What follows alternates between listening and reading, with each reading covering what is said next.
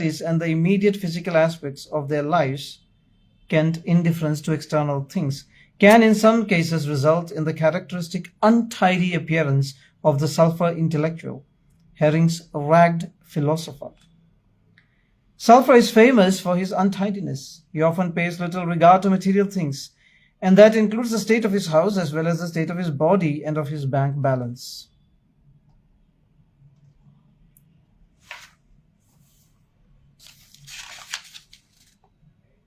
Sulphur live in a world where people act from only the highest motives, and they instantly forgive those who act selfishly and cruelly. Most sulphurs are softies in that they will give to those in need and forgive bad debts, to the point of being taken advantage of in many cases. But some are so idealistic and so indifferent to material concerns that they are their own worst enemies. In reality, they are often avoiding confrontation. It may be true of me because I try to avoid confrontation regarding money matters. Sulphur is generally more egotistical and proud than causticum, and less willing to sacrifice his own leisure and pleasure for the cause, the humanitarian cause that causticum is famous for. Causticum is famous for fighting for a cause, generally some social cause. They are very empathetic. They are kind of so empathetic that they would go and get involved in the thing deeply and would want to act like saviors of the people who are in trouble. That is causticum. A sulphur is less willing to sacrifice his own leisure and pleasure for that particular cause, though they have the interest because they want to fight for that point, which is right in their mind. Sulphur is liable to be obsessed with intellectual matters for their own sakes.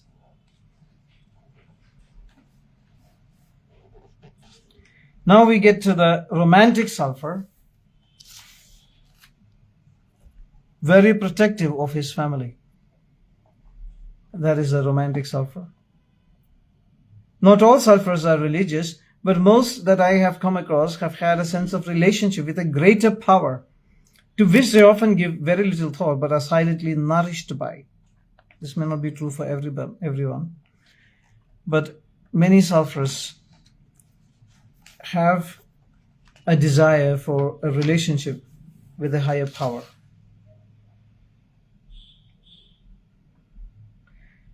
Sulphur may resemble lachesis, and like lachesis, they may jump from one topic to the next, and they may ramble in their speech.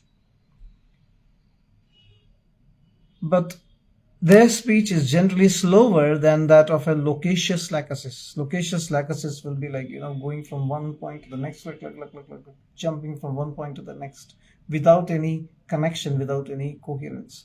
But the sulphur would always have a logical connection to whatever they are saying, and their speech is generally slower than lachesis. Sulphur are little children when it comes to facing adversity and accepting misfortune. They tend to blame children. They tend to blame others, not children. They tend to blame others like children. Sulphur has a particular kind of forgetfulness. They forget people's names. People's names.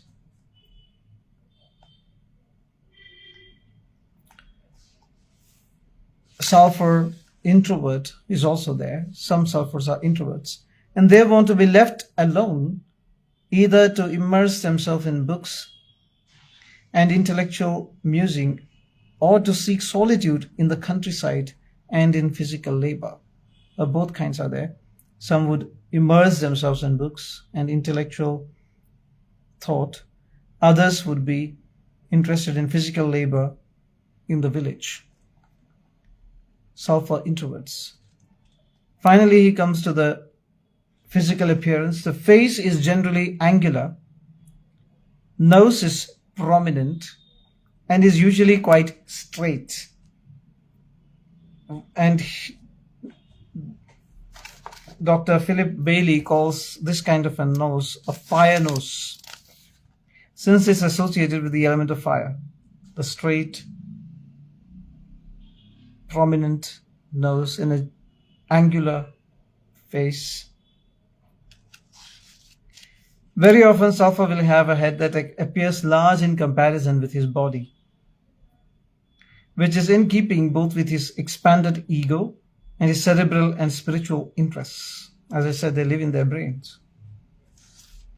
The imposing visage of the Shakespearean actor Brian Blessed is a good example.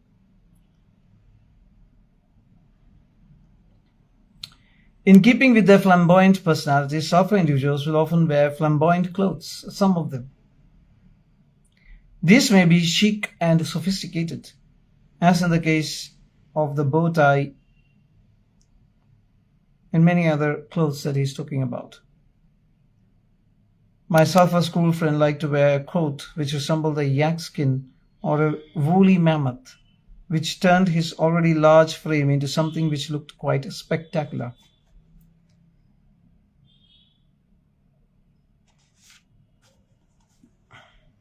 Sulphur can be fat, tall, or short, like Sir Winston Churchill.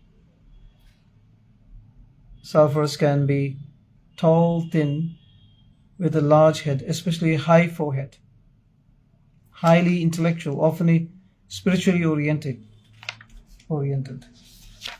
So these are the mental points that Philip Bailey wants to make about Sulphur. As I said, the main points are intellectual inspiration, intellectual, philosophical person, gives less emphasis to material things, larger than life image, and they have so much to tell people. They love to talk. Modern traditionalists, they love wisdom. They are proud, value honor, valor, and charity. Value values such as honesty.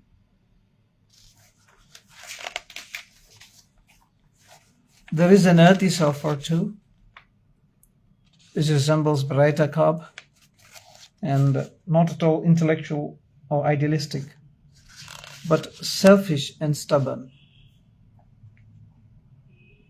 They are egoistic, selfish, and lovable rogues, loving rascals. Sulphur blames other people for their defeat. They are obstinate. They love adventure, and many sulphurs are alcoholics. Their head is in the clouds. They are irresponsible with respect to some other aspects of life, like family and things, and their own personal hygiene and tidiness.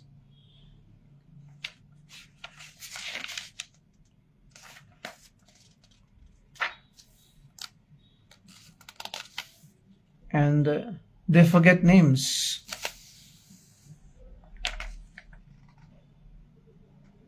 There is an introverted sulphur, like Materia, but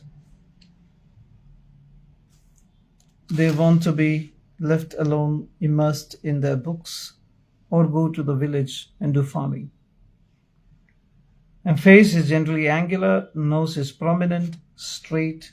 They can be fat, thin, tall, or short.